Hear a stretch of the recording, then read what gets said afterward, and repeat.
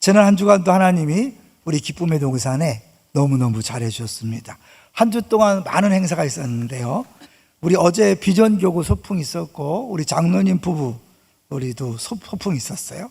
그 다음에 선교사 초청 예배가 있었고, 양육 애프터 모임 중에 큰 은혜가 있었습니다. 그 중에 우리 장로님 부부 소풍 가서 우리 캄보디아 선교하시는 장로님이 그런 얘기를 하시더라고요. 캄보디아 가서 제일 그리운 것이 그 아주 상쾌한 바람이다. 어제 그 느끼셨어요? 나가서 좀 느끼시면 좋겠어요.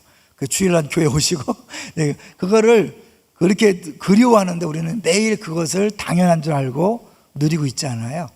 감사하는 기회가 됐습니다. 여러분도 마음껏 누리시고 감사했으면 좋겠습니다. 두 번째로는 특별 금요 중보 기도회가 시작됐습니다. 우리 첫 번째 강사가 누군지 아시나요?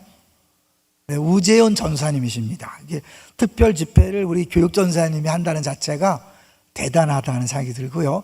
우리 교회가 그런 교회예요. 교육자를 다 모두가 주의 종으로 알고 섬기고 인정하는 교회를 보여줬습니다. 우리 남은 3주 동안 적극적으로 참여해 주시고 은혜 누렸으면 좋겠습니다. 세 번째로는요, 좀 늦었어요. 지난주 했어야 되는데 우리 교회 새로운 승합차가 들어왔습니다. 이렇게 말씀드리는 이유는 이 승합차가 오로메릭이에요. 오토매틱. 그래서 그 손으로 열고 닫으면 고장납니다. 우리 전사님이 한번 손으로 열다가 부목사님한테 아주 깜짝 놀라게 혼났습니다. 그래서 내가 성도들한테 알려줘야 되겠다. 여러분 절대로 손으로 열고 닫지 마시고 버튼만 누르시면 되고 운전석에서 다 알아서 합니다. 참고해 주시고 많이 이용해 주시면서 기도해 주시기 바랍니다. 자, 이제 오늘 제목을 같이 보겠습니다. 오늘 제목이 뭡니까? 이 땅에 오신 이유입니다. 누가 이 땅에 오신 이유일까요?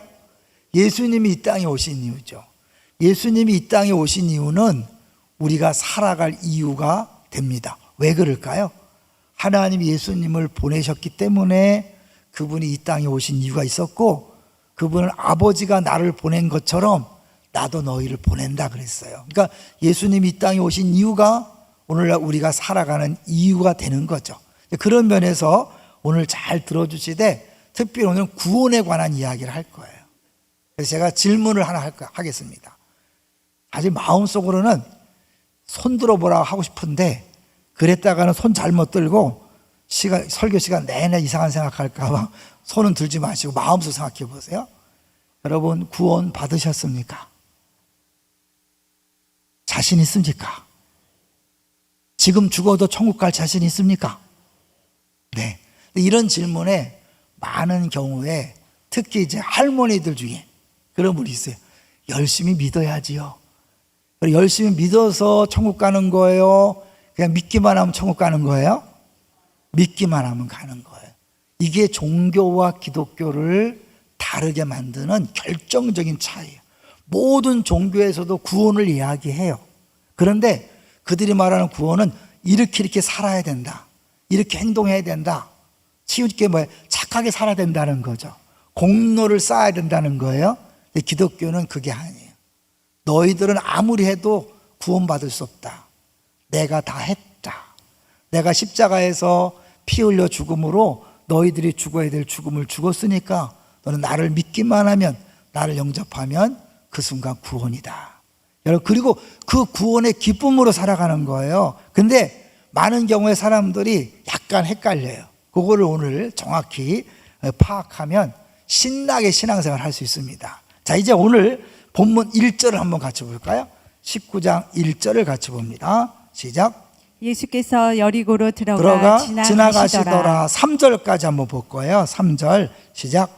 삭개오가 이름하는 자가 있으니 세리장이요 또한 부자라. 3절. 그가 예수께서 어떠한 사람인가 하여 보고자 하되 키가 작고 사람이 많아 할 수 없어. 네, 여기 삭개오에 대한 정보를 몇 가지 주는데, 이거는 앞에 있는 18장과 연결해서 볼 때 더 의미가 와닿아요. 먼저 여리고라는 지명이 18장에도 나오는 거 아세요? 18장 35절을 보시면 18장 35절 시작. 여리고에 가까이 가셨을 때 한 맹인이 길가에 앉아 구걸하다가 네, 여리고에 들어가기 직전의 사건이고 19장은 여리고 들어가서요. 그러나 여리고라는 지명의 공통점을 가지고 두 사람의 구원 이야기를 해요. 그런데 이 두 사람은 극과 극이에요. 오늘 본문에 나오는 삭개오는 부자예요. 근데 18장에 나오는 맹인은 뭐죠? 거지, 구걸하는 거지예요. 거지가 구원받았다, 부자가 구원받았다. 그러니까 모두가 다 구원의 대상인데 이 거지는 어떻게 구원받았어요? 여기 보니까 이 38절에 예수님이 지나간다는 소식을 듣고 소리쳤어요. 다윗의 자손 예수여, 나를 불쌍히 여기소서. 사람들이 조용히 해, 시끄러. 그러니까 어때요? 더 크게 소리 질러서 다윗의 자손이 나를 불쌍히 여기소서. 그리고 예수님이 무엇 해주길 원하느냐? 그리고 나서 그를 구원해 주셨어요. 근데 삭개오는 그렇게 소리치지 않았어요. 간절함도 없었어요. 사실은 구원에 대한 필요성도 없었어요. 그냥 부자로서 만족하지만 뭔가 예수님이 지나간다 하니까, 유명하니까 한번 보고 싶었어요. 그냥 그런 호기심만 있었어요. 그런데 그가 결론적으로 구원을 받았어요. 차이를 아시겠죠?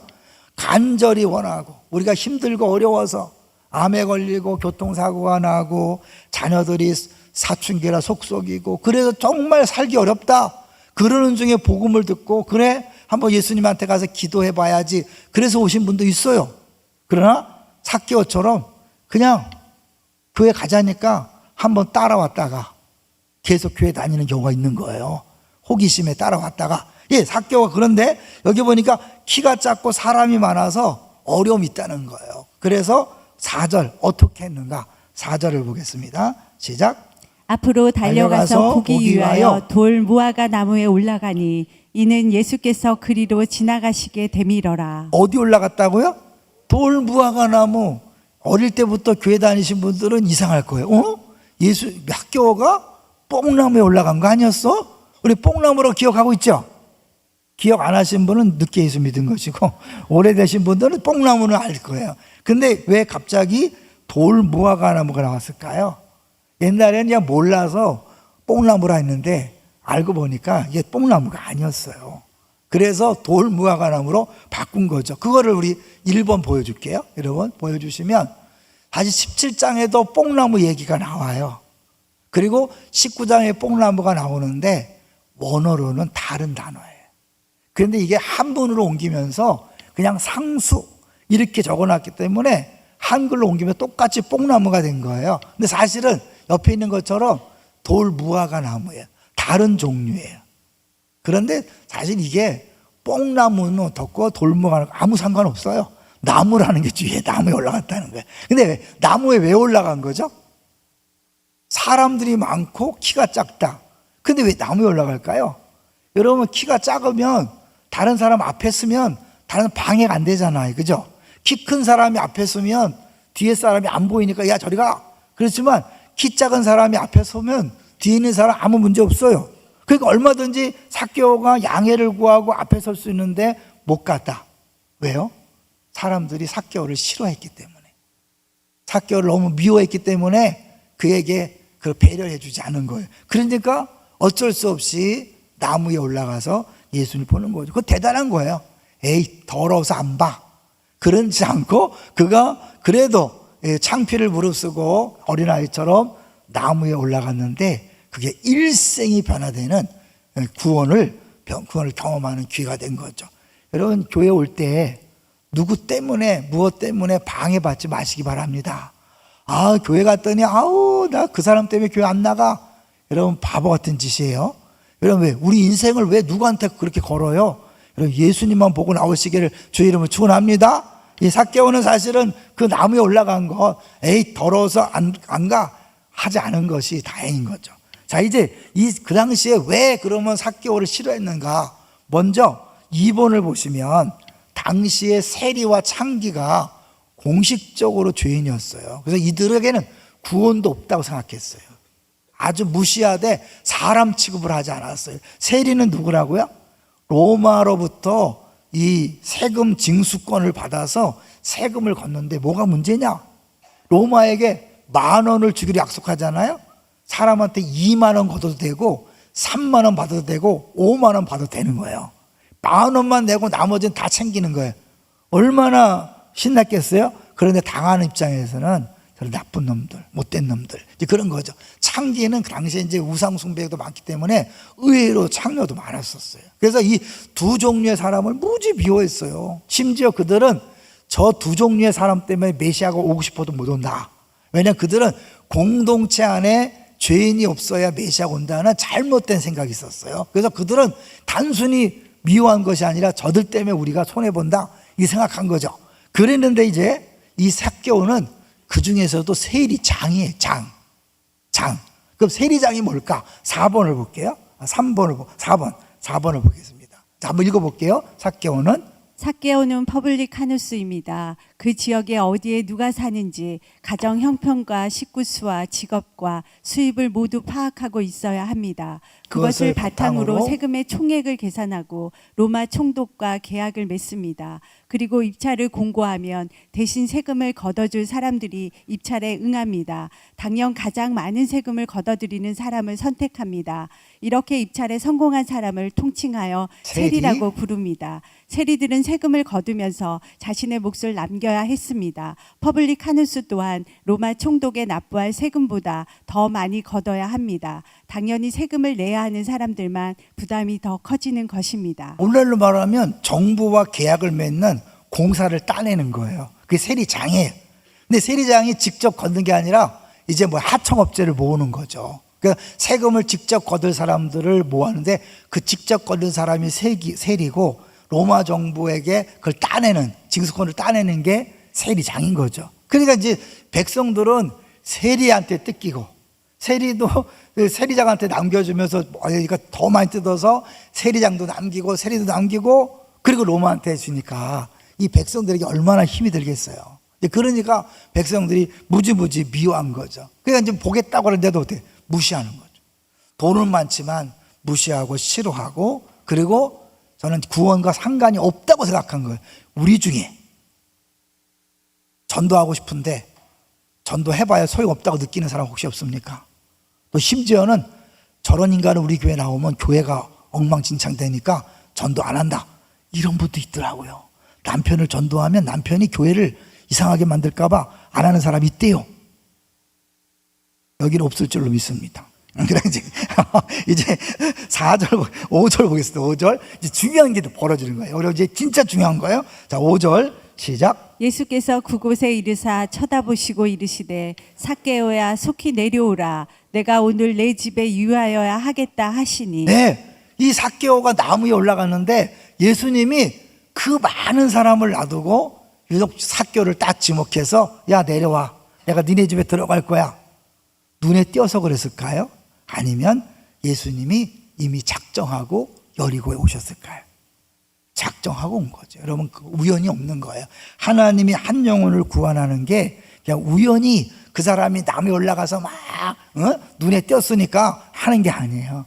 하나님이 그를 구원할 작정이 있는 거죠. 그를 잃어버린 자로 생각하고 찾아서 구원하려고 오셨는데 삭개오가 마침 나무에 올라갔으니까 내려오라. 그러면서 오늘 내 집에 유하였다. 이게 너무너무 충격적인 언어예요.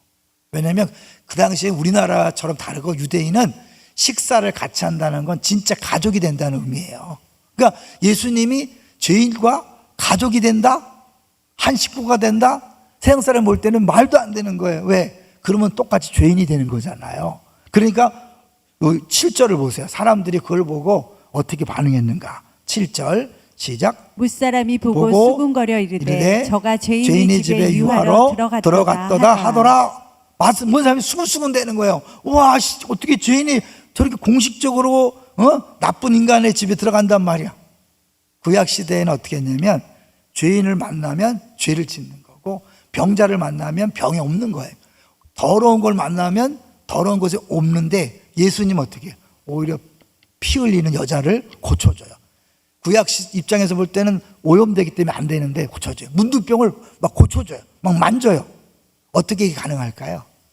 예수님이 대신 죽으셨기 때문에, 대신 피 흘리셨기 때문에, 예수님이 십자가에서 죽으셨기 때문에 그것이 가능한 거예요. 그러니까 구약에서는 상상할 수 없었던 일이 이루어지는데, 자, 여기서 내 집에 유하였다.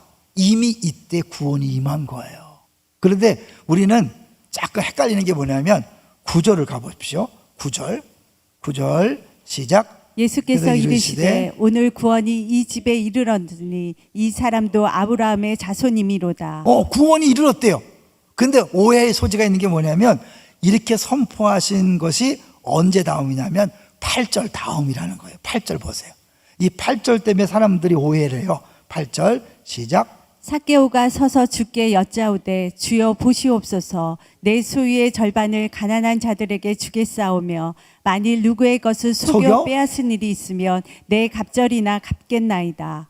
삭개오가 가난한 사람들 위해 재산 절반을 내놓고 혹시 사기쳐서 내가 돈을 착취했으면 4배로 갚겠다. 이거는 어마어마한 거예요. 왜냐하면 자기 재산의 반이라는 부자잖아요. 엄청 많은데, 근데 생각해 볼 때 왜 반이었을까? 18장에 보면 예수님이 부자 청년에게 다 재산을 팔고 나를 따라 그랬잖아요. 그러면 삭개오는 왜 반만 드린다 그랬을까? 근데 그 다음이 중요해요. 반은 가난한 자들에 주고 반이 남았는데 이 반도 자기 게 아니야. 왜요? 내가 누구 걸 빼앗았으면 네 갑절 400% 받겠다. 성경에는 20%만 더해서 갚으면 되는 거예요. 누구 걸 빼앗았으면 20%를 더하니까 120%만 변상하면 되는 거예요. 근데 400%를 주겠대요. 그러면 삭개오가 한두 명의 것을 빼앗았겠어요? 거의 모든 사람의 것을 빼앗은 거예요.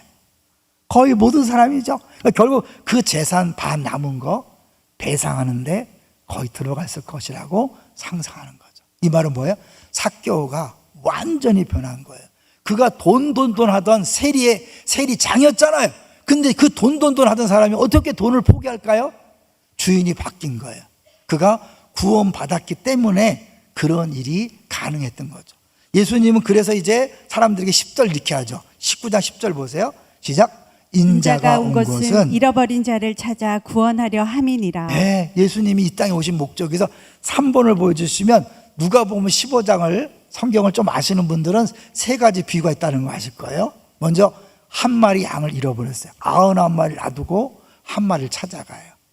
미친 것처럼 보이죠, 그죠? 놔뒀다는 거. 그냥 그렇게 예수님이 그렇다는 거예요. 10개가 있는데 하나를 잊어버렸어요. 그거를 찾을 때까지 부준을 찾는다. 그리고 3번째는 잘 아는 것처럼 탕자의 비유.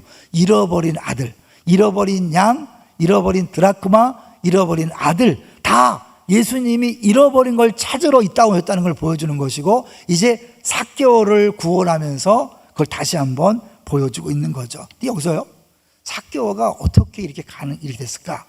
안 읽었지만 6절로 가볼게요. 예수님이 내가 네 집에 갈 거야 라고 그랬을 때 이 삭개오가 어떻게 반응했나 보세요. 6절 시작. 급히 내려와 즐거워하며 영접하거늘 아는 거예요. 자기 집에 온다는 게 말이 안 되는 걸 아는 거예요. 기대하지 않았어요. 예상하지 않았어요. 소리치지도 않았어요. 부탁도 한 게 아니에요. 예수님이 먼저 들어가겠다. 모든 종교는 내 노력과 열심으로 구원을 받는 거예요. 그러니까 어떻게? 죽을 때까지 불안한 거예요. 예? 너가 잘하면 구원받을 거야. 근데 언제 그 결정 나요? 죽을 때. 이제까지 살아오면서 잘했으면 구원, 못했으면 지옥이에요. 그러니까 어떻게? 그래서 지나갈 때까지 행복하지 않아요. 복음은 뭐냐면 네가 예수 믿는 순간, 예수를 영접하는 순간 구원이 이루어졌다. 모든 종교는 그렇게 말할 수 없어요. 네가 열심히 살면 나중에 구원받을 수 있어. 구원받는 방법만 가르쳐 주는 거예요. 예수님은 내가 구원자야. 네가 스스로 구원할 수 없어. 나를 영접하면, 나를 니네 집에 모시면 네가 구원이야. 근데 예수님 어떻게? 오세요라고 부탁한 게 아니라 그냥 가신 거예요. 여러분 어떻게 예수 믿게 됐어요? 저 처음 예수 믿을 때 간절함 가지고 교회 간 게 아니에요. 명지 1년 다녔지만 예배 드려도 뭐가 뭔지 모르겠어요. 뭐 무슨 성경 공부를 하는데 무슨 의미인지 모르겠고 예배 드려도 잘 모르겠더라고. 근데 1년 지나면서 그냥 교회 가고 싶더라고. 남학생 여학생 몰려다니는 게 보기 좋아서 가고 싶더라고. 사춘기 때 외모 열등감에 여자를 사귈 자신은 없고 교회 가야겠다. 그래서 사실은 갔어요. 갔는데 와, 생각지 못한 놀라운 일이 기다리고 있었어요. 그리고 여기까지 온 거예요. 제가 그렇게 호기심에 갔는데 단 한 번도 교회를 떠나지 않았어요. 상처받았다, 시험 들었다, 그거 없었어요. 왜? 예수 믿기 전과 예수 믿는 후가 너무 다르니까. 너무너무 좋아서 떠날 수가 없었어요. 이 삭개오가 예수님이 자기 집에 오는 순간 즐거워하고 영접할 뿐만 아니라 너무너무 기쁜 거예요. 왜 기뻤을까요? 사람들이 막 수군거리는데 그걸 무릅쓰고 자기 집에 오신 거예요. 그 여러 가지 사람들의 비난과 조롱을 무릅쓰고 자기 집에 온 그 은혜, 그 사랑에 감격해서 그는 어떻게 해요? 내가 소유의 절반을 드리겠습니다. 나누겠습니다. 우리는 어떻게 했어요? 여러분, 이때는 삭개오가 예수님 십자가를 경험할 때요, 경험하기 전이에요. 경험하기 전이에요. 아직 죽지 않으셨어요. 네? 그런데 그 사람들의 수군거림을 감수하면서 자기 집에 온 것 자체를 너무 기뻐하는 거예요. 우리는 어때요? 예수님 수군거림 정도가 아니에요. 십자가에 못 박혀 죽으셨어요. 빨개 벗고 죽으셨어요. 채찍에 맞으셨어요. 못 박히셨어요. 피 흘리셨어요. 그렇게 우리를 구원했다면 우리는 삭개오보다 더 큰 기쁨입니까? 더 작은 기쁨입니까? 더 큰 기쁨인 줄로 믿습니다. 그럼 여러분 그렇게 기쁘게 살아가고 있습니까? 열심히 살아야죠. 열심히 믿어야죠. 아니에요, 여러분. 열심히 있는 게 아니에요. 이 구원받는 순간 우리가 예수님이 나를 위해 하신 일을 생각하면서 너무 좋아서, 너무 기뻐서 더 이상 내 주인이 돈이 아니에요. 자녀가 아니에요. 남편과 아내가 아니에요. 아직도 돈, 자녀, 부모, 남편, 아내, 이건 아직 예수 믿는 게 아니에요. 그래서 남편이 좀 잘해주면 하다가 살만 난다. 애들이 공부 좀 잘하면 살만 나네. 애들이 공부 못하면 살만 안 나. 주머니에 돈 생기면 살만 난다. 이건 예수 믿는 게 아니에요. 그건 예수 믿지 않는 사람 똑같은 거예요. 예수 믿는 사람은 주인이 바뀌는 거예요. 누구로? 예수님이 주인 되니까 행복한 거예요. 이거는 오래 믿어서 얻는 게 아니에요. 예수 믿는 순간 우리에게 주어지는 선물이에요. 그래서 5번을 같이 보시면 이 삭개오의 회심이 뭘 의미하는가 볼게요. 5번 같이 읽어볼게요. 예수가 18장 22절에서 부자에게 요구했던 것과 삭개오가 그 요기를 행하였다고 선포한 것을 비교해 보면 흥미롭다. 삭개오는 그의 재산의 전부가 아니라 반을 나누어 준다. 그러나 그가 부정하게 얻은 재산의 4배는 아마도 남은 재산에 상당히 큰 타격을 주었을 것이다. 저 표현이 잘못됐죠?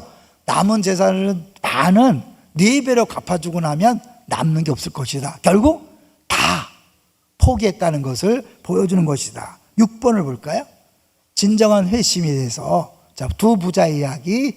두 부자의 이야기는 소유를 팔아 구원을 받았다는 이야기가 아니다. 재산을 바쳤기 때문에 구원받는 거 아니에요? 또 졸다가 기쁨의 동산교회 갔더니 재산을 다 팔아야 구원받는다, 이딴 소리 하면 안 됩니다. 네, 분명히 경고했어요. 졸던 사람 조심하세요. 그럼에도 불구하고 시작. 그럼에도 불구하고 두 부자의 이야기에 소유의 전부 혹은 절반을 팔아서 가난한 자들에게 주는 행위가 연관되는 이유가 있다. 그것은 은혜가 어떤 열매를 맺는가를 보여주는 것이다. 구원 받았기 때문에 그런 결과가 나타난 거예요. 계속해서 소유의 절반을 가난한 자들에게 주겠다는 삭개오의 태도는 그가 은혜를 받았다는 사실을 증명한다.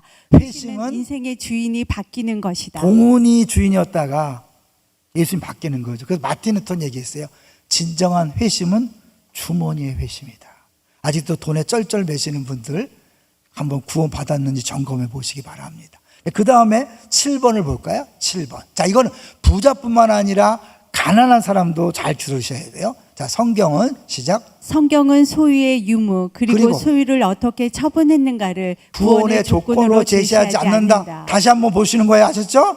그 다음에 모든 구원은 오직 은혜로 주어지는 선물이다. 그러나 그 은혜는 열매를 맺는다. 특별히 소유, 재물에 대한 태도에서 완전하고도 근본적인 변화를 가져온다. 부자 그리스도인은 더 이상 소유가 주인된 삶을 살지 않는다. 주인이 바뀐 것이다. 가난한 그리스도인도 마찬가지다. 소유 없음이 그를 소유에 대한 애착으로 인도하여 소유의 종으로 살게 하지 않을 것이다. 부자는 돈 가지고 뻑이고 폼 잡고 그러지 않는 것이고, 가난한 사람 적은 돈에 쩔쩔매고 막 무서워하는 거, 이것도 돈이 주인 된 거예요. 그리고 예수 믿는 게 시시하지 않습니다. 예수 믿는 사람은 돈 있어도 겸손하고 돈 없어도 당당한 것. 그것이 예수 믿는 사람의 모습입니다. 왜요? 온 우주의 주인이신 예수님이 나와 함께 하시니까. 믿습니까? 이거를 여러분이 분명히 깨닫고 누리며 살아가시기를 주의 이름으로 축원합니다. 이제 순서를 중요해요. 순서. 아까 얘기했죠? 내가 삭개오가 돌을 다 바쳤기 때문에 구원이 맺다가 아니라 예수님이 그 집에 들어가는 순간, 구원자인 그분이 들어가는 순간 구원이 이루어졌고 기뻐서 돈을 다 나눠주겠다 했고 예수님이 선포하는 거죠. 구원이 임했다. 자, 순서 8번을 볼게요. 8번 정확한 걸 기억하셔야 돼요. 시작. 은혜의 순서를 주목해야 한다. 구원이 먼저이고 그 다음에 변화에 따라 오는 것이다. 모든 종교는 먼저 변화되어야 구원을 받는다고 말한다. 잠깐 멈추세요. 사람들 전도하면 뭐라 그래요? 나 술, 담배 끊고 갈게. 맞아요, 틀려요? 끊고 오는 게 아니에요. 그러니까 술, 담배 매일 술 마셔도 괜찮아요. 일단 교회 오세요. 맨날 담배 펴도 일단 오세요. 와서 예수 만나면 그 다음 변화되는 거예요. 근데 우리가 자꾸 잘못해요. 착하게 살 다음에 교회 와야 된다고 생각해. 아니요. 삭개오는 시작. 삭개오는 회개하지 않았다. 먼저 예수님을 초대하지도 않았다. 그런데 예수님이 먼저 그의 집에 가시겠다고 말씀하셨다. 내가 지금까지의 삶을 정리하면 내게 너희 집에 가겠다고 말씀하신 것이 아니다. 예수님이 먼저 가셨고 삭개오는 속이는 일을 그만두겠다고 말했다. 네, 네가 다 성산하고 재산 나눠주고 네가 안 하겠다고 결심하면 내가 구원해 줄게. 그게 아니라 그렇게 하기도 전에, 결심도 안 하고 선포도 하기 전에 예수님이 간 거죠. 내가 문 밖에 서서 두드리노니 누구든지 내 음성을 듣고 문을 열면 내가 그에게 들어가 그와 더불어 먹고 마시리라. 믿는 사람에게 한 거예요? 믿지 않는 사람에게 한 거예요? 아니에요. 믿지 않는 사람은 문을 못 열어요. 믿는 교회에 한 말이에요. 요한계시록에 나오는 거잖아요. 그러니까 믿지만 예수님을 주인으로 섬기지 않고 바깥에 손님처럼 대하는 사람들이 있다는 거예요. 그런데 예수님이 그 안에 들어와서 함께 먹고 마시는 게 천국이고, 그가 오시는 순간 진짜 구원을 누릴 수 있는 거예요. 왜? 그분이 구원이니까. 믿습니까? 그러니까 예수를 영접하는 순간 우리는 어떻게? 하나님 자녀가 되는 거예요. 우리가 하나님 자녀가 되기 위해서 예수님이 하신 일이 뭘까요? 아버지로부터 버림당한 거죠. 그 영원하신 하나님과 영원하신 예수님이 아버지와 아들 관계인데, 우리를 아들 삼기 위해서, 자녀 삼기 위해서 엘리 엘리 라바 사박다니 버리심을 당한 거예요. 그가 채찍에 맞았기 때문에 우리가 나음을 입은 거예요. 그가 가난해졌기 때문에 우리가 부유해진 거예요. 그가 저주를 받았기 때문에 우리가 축복을 받는 거예요. 이게 십자가예요. 이 십자가를 알면 알수록 내가 뭘 하려고 하는 게 아니에요. 내가 열심히 노력해서 주님을 기쁘시게 하려는 게 아니라 이미 주님이 나를 기쁘게 했기 때문에 여기 8절에서 삭개오가 서서 주께 여짜오되 주여 보시옵소서. 이거를 틴켈러 목사님이 묵상하다가 깨달았다는 거예요. 이거는 뭐냐면 애들이 엄마 아빠가 너무 좋아서 아빠 이것 좀 봐, 내가 이걸 했어, 자랑하는 거죠. 아빠가 엄마가 자기를 사랑하는 걸 아니까 그 아빠 엄마를 기쁘게 하려고 자랑하듯이 하는 거예요. 그게 뭐 잘해서가 아니잖아요. 우리 이제 곧 어버이날 오는데 애들이 유치원에서 만든 카네이션 이뻐요 안 이뻐요? 이상하죠. 그건 나를 보기 흉하죠. 그렇지만 부모가 어떻게 해요? 기쁨으로 받잖아요. 우리 하나님 우리를 기뻐하는 거 여러분 잘해서 기뻐하는 게 아니에요. 그냥 잘 못하는데 뭘 한다고 그냥 나서는 것 자체가 하나님 행복이에요. 할렐루야. 다른 거 없어요. 여러분이 기뻐하는 걸 하나님 좋아하세요. 막 열심히 한다고 일한다고 인상 쓰면서 하지 마세요. 하나님 안 좋아해요. 하나님은 항상 기뻐하는 얼굴을 보고 싶고 그것이 나를 사랑하는 표현이야. 이렇게 하시는 거 아시겠죠? 힘들면 잠깐 멈추세요. 억지로 하지 마세요. 자녀들 앞에 가서 야 교회 너무 힘들다 이러려면 봉사하지 마세요. 그것 때문에 애들이 교회 안 나와요. 왜? 우리 엄마 보니까 예수 믿는 게 너무 힘들어, 나 안 나갈래. 야, 그건 아니에요. 여러분 그렇게 하지 마세요. 예수 믿는 건 너무 행복해서 좋아서 재산 절반도 내놓을 정도로 그런 기쁨이 넘쳐나는 게 예수 믿는 거예요. 여러분 사모하세요. 왜 나한테 그게 없는가? 점검하셔야 돼. 내가 진짜 예수 믿는 사람인가? 구원받았는가를 점검하고 구원받았다면 내가 잘못 알고 있구나. 잘못 아는 사람의 특징이 뭔지 아세요? 집에 어려움이 있을 때 이렇게 반응하는 거예요. 어떻게 우리 집에 이런 암을 줄 수 있어요? 어떻게 우리 집에 교통사고가 날 수 있어요? 어떻게 우리 집 자녀가 잘못될 수 있어요? 이건 뭐예요? 내가 이렇게 기도했는데, 내가 이렇게 신앙생활 열심히 했는데, 이게 뭐예요? 공로한 거예요. 공로. 내가 열심히 신앙생활한 게 뭐예요? 하나님 앞에 뭐예요? 채무를 던져주는 거야. 내가 이렇게 열심히 했으니까 하나님은 내 가정을 책임져야 합니다. 내 건강을 책임져야 합니다. 맞아요, 틀려요? 아니, 그렇게 오고 하는 게 아니에요. 하나님이 다 주셨기 때문에 감사로 하는 거예요. 기쁨으로 하는 거예요. 어려움이 왔어요. 어떻게 반응해야 돼요? 하나님 좋으신 분이니까, 아들도 아끼지 않으신 분이 좋은 걸 줬지 라고 여러분이 감사로 받는 거예요. 여러분, 불평하고 원망하고 받는 것과 감사로 받는 것 차이가 뭐죠? 어차피 그 고난은요, 필요해 줬기 때문에 여러분 버티고 견뎌야 되는 거예요. 근데 계속 불평하고 원망하고 막 하나님이 왜 나한테 이렇게 줬냐? 행복하겠어요? 불행하겠어요? 본인 불행하죠? 옆에서 볼 때, 아이고, 우리 아빠가 예수 믿는 거 다 가짜네. 고난 앞에서 저렇게 헤매는 거 보니까 가짜였네. 그래서 애들이 안 나올 수 있는 거예요. 근데 애들이 봐요. 엄마 아빠가 암에 걸렸을 때 어떻게 말하고 행동하는가, 교통사고 났을 때 어떻게 반응하는가, 자기가 속을 썩여 막 속을 썩이는데 어떻게 반응하는가를 보는 거예요. 전에 한 말씀 드렸어요. 이제 카이스트 나와서 이제 멋지게 사역하는 친구가 4년 동안을 운둔 생활을 했어요. 운둔. 집에 방에서 안 나와. 엄마가 너무 힘들지만 하나님 기도하면서 그랬대. 반만 해주자, 반만. 그리고 절대 잔소리하지 않고 화내지 않고 계속 반만 해줬대요. 나중에 회복돼서 말하더래요.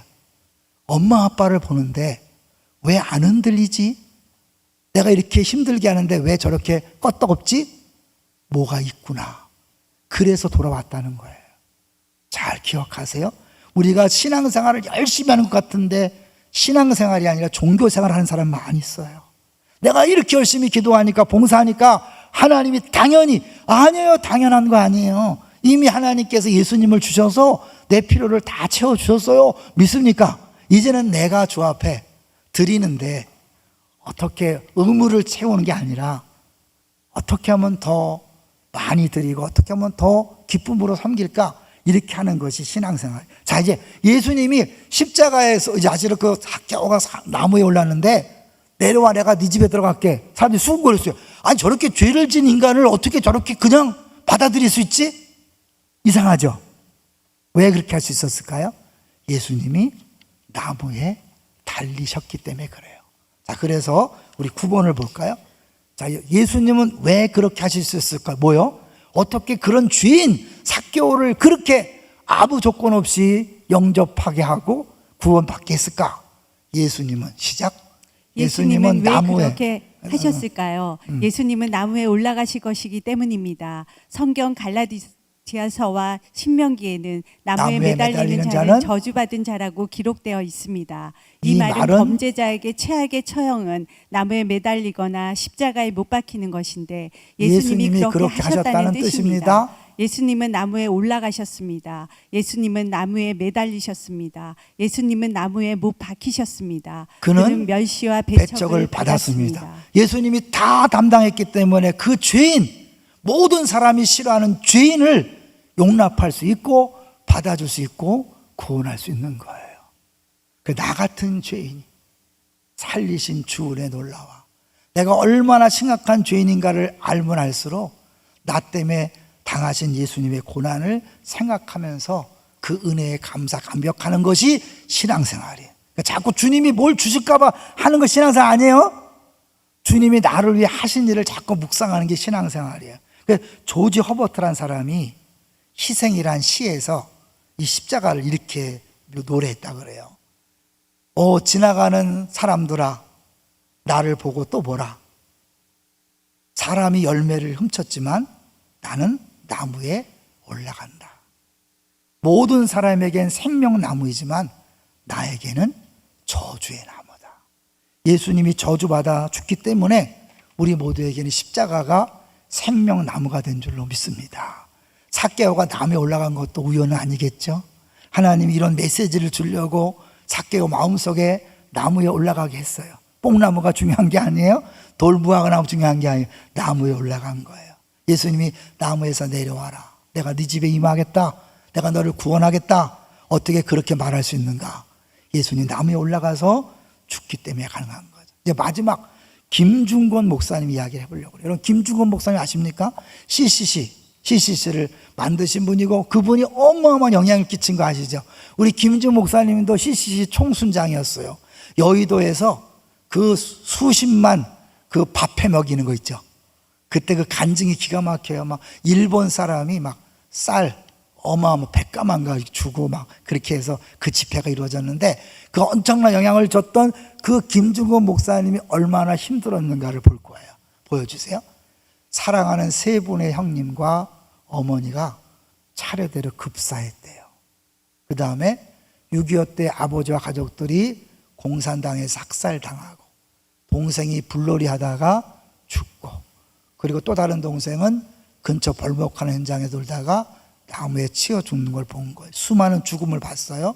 그리고 고등학교 교감으로 재직하던 동생은 딸 4명을 남겨놓고 간암으로 죽었어요. 동생과 재수가 죽고 막내 동생은 간경화로 시한부 인생을 살다 갔어요. 부모들이 다 죽고 나니까 그 자녀들이 얼마나 많은지 고아원을 차릴 정도가 됐다는 거예요. 그 정도로 많은 아이들을 남겨두고 부모들이 다 떠났어요.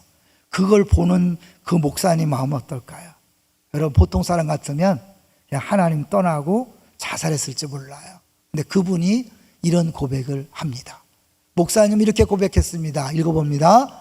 정직하게 고백하면 나는 하나의 얼굴로는 얼굴로는 웃고 다른 얼굴로는 운다. 내 영은 주님을 찬양하고 기뻐하고 감사하며 깊은 곳에서 샘물같이 환희가 솟는다. 그러나 다른 마음의 하늘에서는 비가 끊임없이 내리고 있다. 한 해 하나를 사는 것이 아니다. 하루하루를 사는 것도 아니다. 한 발짝 한 호흡 주님을 사랑하며 창세기 첫날처럼 날마다 영원한 첫사랑으로 살자. 주님을 호흡하며 살자. 내게 깊은 위로와 감사와 찬송과 평안이 있다. 그것은 내게서 나온 것이 아니라 성령이 은혜로 내게 주시는 것들이다. 예수 믿는 사람이 경험하는 겁니다. 이 김중건 목사님은 그냥 사는 것 자체도 기적인데 CCC를 창설해서 정말 한국의 대학생들을 살리고 전 세계를 구원하는 일을 했습니다. 어떻게 가능할까요? 예수님이 이 땅에 오신 이유가 뭐라고요? 잃어버린 자를 찾아 구원하는 겁니다. 그 구원의 기쁨을 맛본 사람들, 우리들은 또 예수님처럼 누군가를 찾아나가서 구원해야 된다는 사실을 깨달았기 때문에 그는 일생 동안 젊은 대학생들 선교했었고, 여러분 엑스플로 아시죠? 여의도의 그 집회를 그 목사님이 많은 사람들이 반대했지만 결국 그것을 이뤘고 한국의 기독교를 변화시켰습니다. 그가 편안하고 행복해서 된 게 아니라 예수를 만났기 때문에 그런 거죠. 우리 주변에 지금 갖가지 고난과 아픔 속에서 자살을 생각하며 절망하고 좌절하는 사람들이 있습니다. 어떤 사람은 울부짖죠. 나 교회 가고 싶어요 하는 사람도 있을 것이고, 그렇게 고난당에서도 교회 갈 마음이 없는 사람도 있을 거예요. 아무런 상관없어요. 하나님 우리에게 그들을 맡겨주셨습니다. 이웃 초청잔치를 앞두고 하나님이 이 본문을 주셨어요. 여러분 VIP를 정할 때 고르지 마세요. 아, 이 사람은 예수 믿을 만하다, 이 인간은 절대 안 돼, 여러분 그렇게 구별하지 마시고 내 주변에 믿지 않은 사람 이름을 적어놓고 함께 기도하고, 이번 기회에 주님이 기적같이 구원하시는 그런 것을 경험하는 복된 잔치가 되기를 주의 이름으로 축원합니다.